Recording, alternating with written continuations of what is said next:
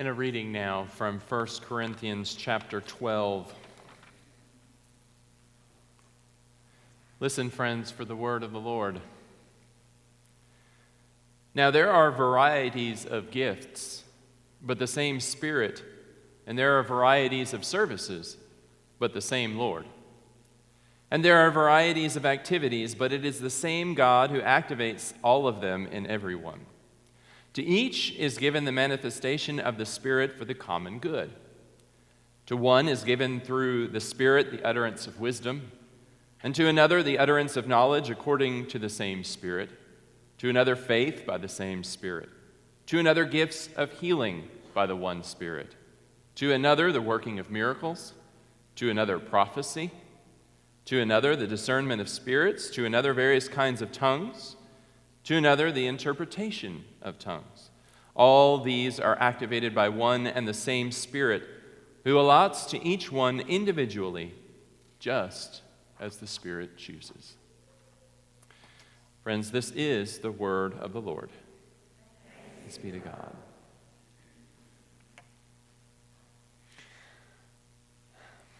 And so today we continue to seek. We have been seeking so far in 2016, and 2 weeks ago, our first Sunday of the year, we considered what are we seeking this year? What are we looking for? What are we hoping for in 2016? And last week, we considered the question, what did Jesus seek? And what we discovered is that Jesus was seeking us. Today, we're going to be talking about what are they seeking, those people who aren't with us today. They're not in this room with us. Now, I'm not talking about those who are members but are away for the weekend or what have you. I'm talking about those people who are in Conway and beyond who aren't here at First Presbyterian Church. Before I go there, though, you might notice I haven't asked a couple questions. You might wonder, well, I haven't asked what we should seek yet, have I? And for good reason. I think you've probably heard what you should be seeking before, haven't you? We know Jesus said, seek ye first the kingdom of God. We sang that earlier. We'll probably sing it again. We know that we're to seek the lost just like Jesus did. And we know that we're to seek Jesus. We're going to talk a little bit more about that. And those are all good answers. Hopefully your answers are something like that, but maybe not. That's okay. I think what we're going to find is our answers are a lot more similar to that than we realized. But I'll talk more about that later. What are they seeking? The people out there, what are they seeking? But before we can talk about what they're seeking, we need to talk about who they are. Who are the they? In Jesus' early ministry in Luke 4 that we just heard a few minutes ago, Jesus says, today this scripture has been fulfilled in your hearing. The good news for the poor, the release of the captives, the year of the Lord's favor. Jesus says, it's happening right now. And so what the people were seeking, Jesus is telling them, can be found. But Jesus' audience was seeking one thing. They were seeking and they believed that if they lived by the law that God had given them, that God would send a Messiah to overthrow the Roman occupants, the Roman occupiers. They were seeking political revolution and overthrow. Now, we know Jesus didn't come to bring that.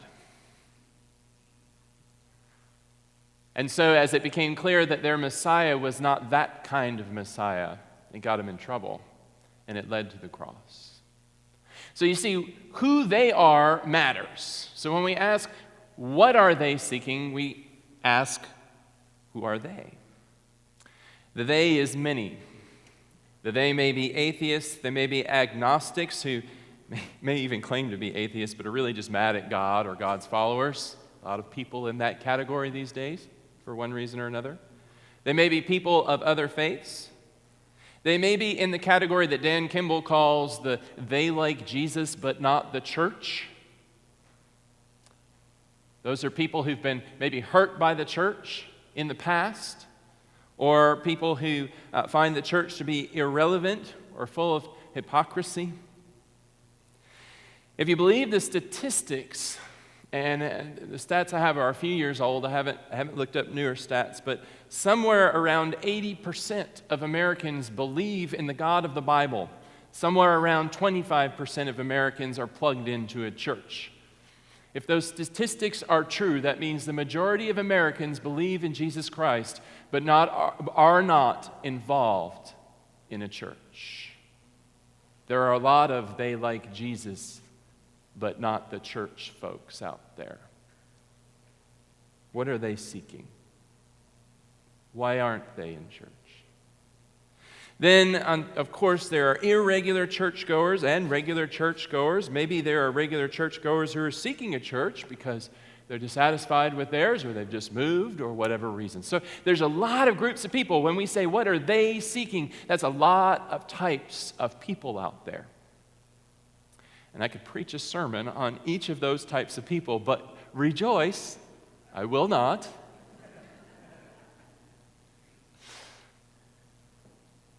However, I think we can find some common threads in each of their stories. Regardless of where they are in their spiritual journey, there are a few things that I believe everyone is seeking. Most of us are seeking a few universal things in life, and I don't want to overgeneralize, but I think this will hold up. Before we get to those, I'm going to give you 3 things today that I think most folks are seeking. Before I get to those, I want to get to one major point, though. Not only are they seeking these 3 things, but they're seeking clarity about it. They're seeking to understand it. In a world full of distractions and in a world full of complexity, they're seeking clarity on their lives. Now, I don't often delve into politics, but I'm going to today. So I'm ready to duck if anybody has anything they want to throw. But a few years ago, we all would have kind of scoffed if we thought that Donald Trump would be a viable candidate for president of the United States, right? Why? Why are so many people following it? I'm not espousing any candidate here. Please hear that, okay? But why are people willing to line up there? Well, because he's offering clarity. Whether you agree with him or not, he's very clear on where he is, and people gravitate to clarity. It's a confusing world, and anybody who offers clarity, even if it's a truth we may or may not agree with, right? Anybody who offers clarity is going to be attractive for folks.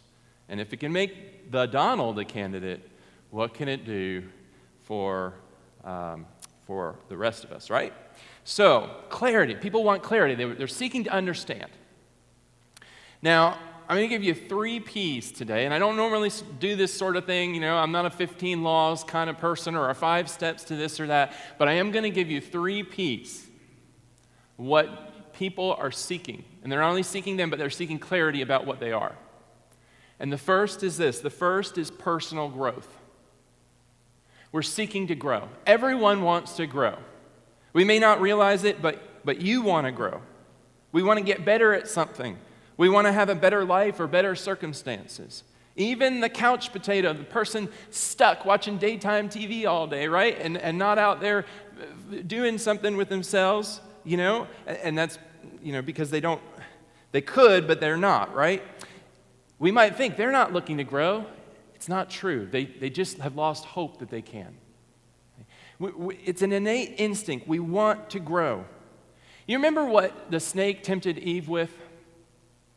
When they were in the Garden of Eden, and Adam and Eve were there, and God said, you can eat of any of the fruit here, but you just can't eat the fruit from this one tree. What did the snake tempt Eve with?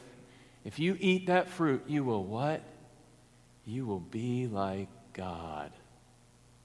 It's inherent in us. We want to be better than we are. That was a huge temptation for her. Or what about children, right? I mean, you watched a child try to walk.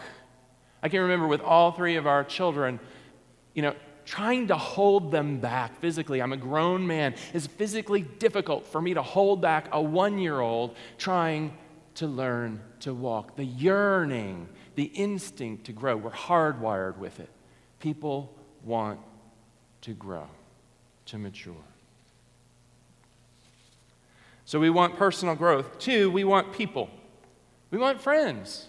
Nobody wants to be alone. Even the most introverted of us, even the most introspective of us, we want people around us, people we can count on, people we know care about us, people who are looking out for our well-being and whom we can care about as well. We want people. One of the few exceptions maybe to this, Christopher Knight spent 27 years as a hermit in Maine woods. You hear about this? They found him, I think not last summer, but the summer before, and he'd been breaking into some homes, not to cause harm, but just to survive. He'd been breaking into some homes to get supplies that he needed to live, and he was caught finally. And so he was arrested, and he's in jail now. And he said in the 27 years he was wandering in the wilderness, he had uttered one word to another person that he had encountered on a trail. Can you imagine that? Speaking one word in 27 years. In jail, you might imagine a hermit in jail now. What would it be like for this man to try to cope? And he said he tried talking to people. But in a letter he wrote, he said, "I am retreating into silence as a defensive move. I am surprised by the amount of respect it garners me. Silence intimidates." This is a man in prison. These are hardened people he's captive with, and his silence is intimidating them. We fear loneliness, and we yearn for connection. We want to connect with people. We want to have that. I would love to know what would happen if the people of Conway knew that we cared about them, that we were a safe place for them to come and connect, to find people that they could count on and who would be there for them, and people who they could be there for. We want personal growth, and we want people. And the third thing that I believe all want is purpose.